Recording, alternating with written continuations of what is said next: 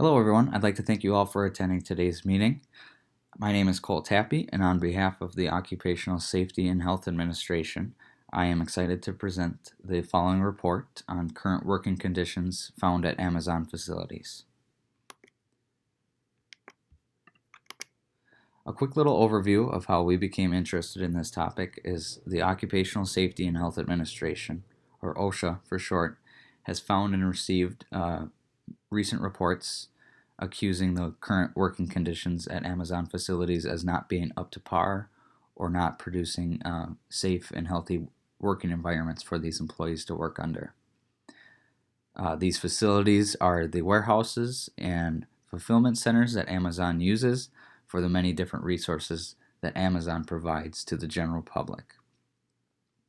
At OSHA, we want to ensure that all employees across the nation are being kept safe and healthy at their places of employment. We also want to encourage businesses and companies to keep their employees safe while still being able to run a successful business. A lot of research was collected for this report. Specifically, we used a database from the University of Wisconsin River Falls and collected a lot of credible articles, books, and reports in regards to the working conditions at Amazon facilities, and we believe that the information collected will further support our solutions and suggestions made near the end of this report. To kind of highlight the solutions we've considered so far, we believe that OSHA-approved trainings will help benefit the employees and administrators at these facilities.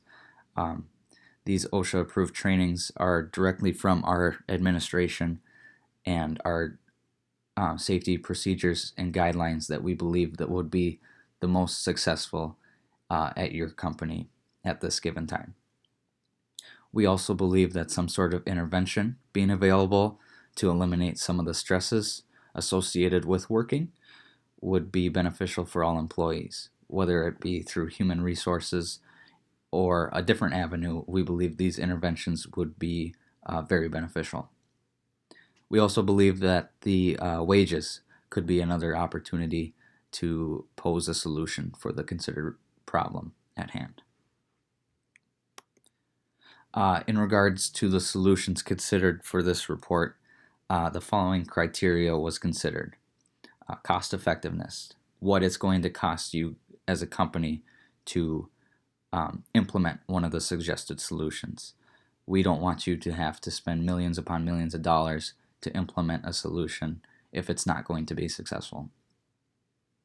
Time effectiveness, this is the amount of time that it will take to execute a solution, whether it's instantaneous, whether it's a year after the fact.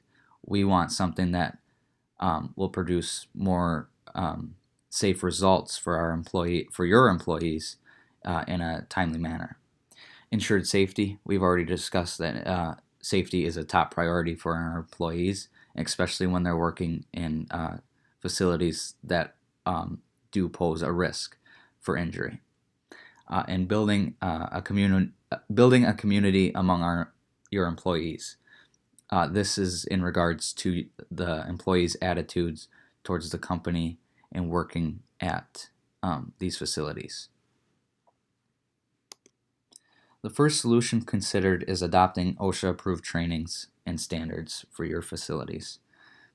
We are willing to come to your headquarters and or different facilities to teach these trainings or present them to many of your employees in an effort to try to change the culture in regards to the safety procedures and guidelines already put in place. We believe that our trainings and standards are some of the best in the nation and will produce some of the best results. Looking at the graph at right, which is from an Evans and DeLong article referenced at the end of this presentation, we can see that the injury rates are from 2016 to 2019 at Amazon fulfillment centers are significantly higher than the industry average, which further suggests that some sort of new training or procedures put in place would better address the injury rates at these fulfillment centers. In Olivia LaVecchia and Stacy Mitchell's report, employees described running across warehouses that sprawl the distance of 17 football fields. Later on in the report, it also mentions they also note that the quotas are set nearly 60% higher than industry standards. We believe that the dimensions of the warehouse and the quotas put on these employees proved to be quite stressful on a mental and physical element. Covering 17 football fields is a lot of work for many employees, so it poses a physical drain on these employees, and being pushed to work at a 60% higher rate than most other industries poses to be a physical drain and even a mental drain to meet that quota. So adopting new OSHA-approved trainings and standards, we believe, will help eliminate health risks and injuries in these facilities. When these approved trainings and standards are implemented, it will educate all employees about the guidelines and procedures put in place to ensure that all employees are kept safe. We also believe that these trainings and standards will help keep technology and equipment well regulated and up to an approved standard. The equipment and technology also proves to be a risk, and keeping them well regulated and up to these approved standards helps minimize that risk. Holding regular safety meetings will also emphasize the importance of safety at these facilities. We feel that a lot of times safety procedures are taught on the first day and are forgot years later. So having these safety regulation meetings on a regular basis, whether it be monthly or yearly, will help further emphasize the importance of safety in your facilities. The second solution being offered for this report is offering interventions for work-related stresses. The graph at right is from a Jay Singham's book, and it offers the way that responses are responded to stimuli. So we see on the far left the stimuluses of workplace design, leadership, organizational justice, work environment, and work-life balance. All through the organism can create a response of psychological well-being based off of how they perceive the specific stimuli at the beginning.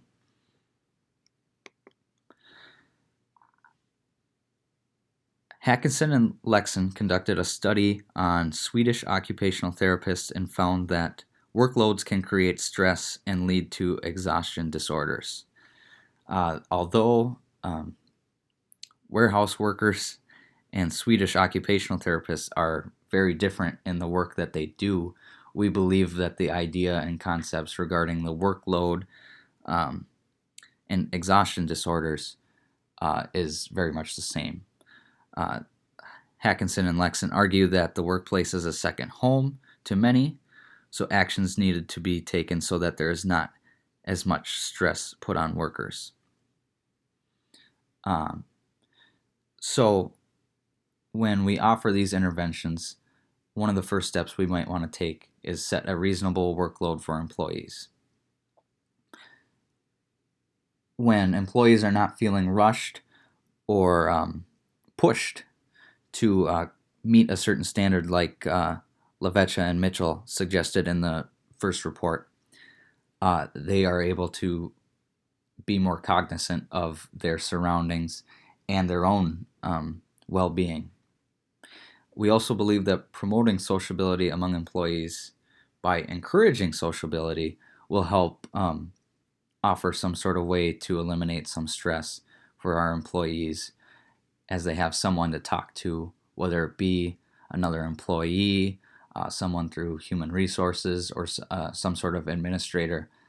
having some sort of opportunity to be social and talk about the stresses at work will help to potentially eliminate the stresses. And like we just said, offering interventions through human resources for employees to manage their stresses associated with work. We believe through these steps that if that stress will be alleviated if it isn't eliminated for many workers. And the final solution that we are considering for this report is to reevaluate current employee wages. So the graphic at right is from How Amazon Undermines Jobs, Wages, and Working Conditions, and we can see that the living wages in metro areas, the average workhouse wage in a metro area, and then the Amazon wage in these metro areas. And we see that the average difference is negative. So Amazon's average wage is considerably lower than the average industry wage. For example, we see in Kenosha, it's actually 22% less rather than somewhere in Phoenix where it's only 6%.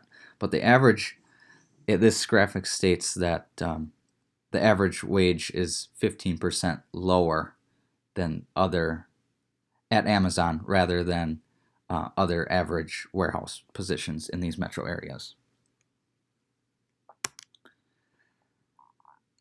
In one of Chua's articles, which is referenced at the end of the presentation, notes that 1 in 10 Amazon workers in the Ohio and Pennsylvania area are on food stamps.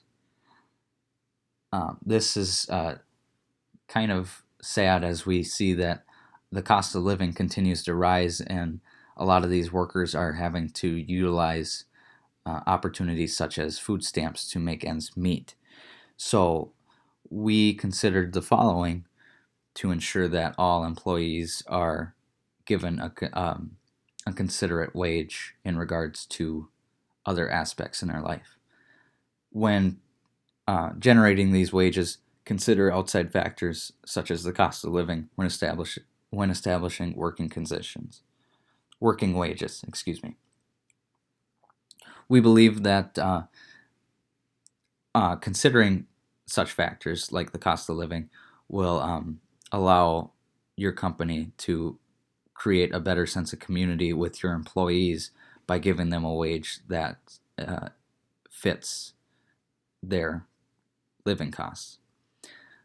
We also believe that offering a competitive wage relative to the average industry wage may increase the amount of employees coming into your company.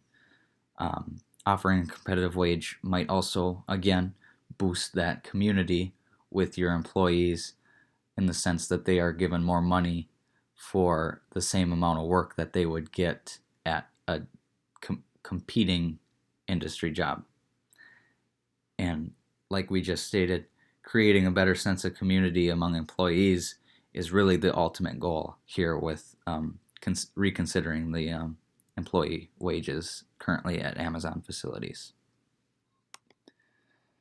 So in comparison of these solutions, we believe that solution 1, which is adopting OSHA approved trainings and standards, is the best suited for your current situation at Amazon.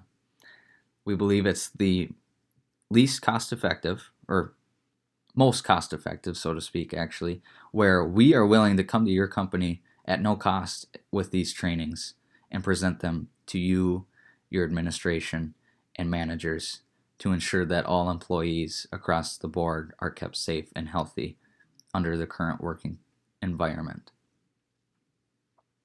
We also are willing to do it immediately. We also have an opportunity where these trainings are available online, so it's very time effective. As again, safety is an importance, and this reiterates the importance of safety in the workplace for these workers and your company. We also believe that offering these trainings will build a sense of community because it'll allow people to be more social with their administrators and managers, And keeping employees safe is one of the key factors in building a community with your employees. If they are safe, they are more likely to enjoy working at your facilities. At this point, we would like to kind of wrap up the presentation. We believe that these trainings and standards approved by our administration are the best fit for your company at this given time. And if you are willing to take us on that opportunity, we are more than happy to accommodate your needs for your company. Are there any current questions right now? I'll take a moment if you want to think about them. If they're not and they come up later, you could please feel free to contact me at the email provided or at our OSHA Eau Claire office at 715-382-9019. I'll continue on to our references for the report.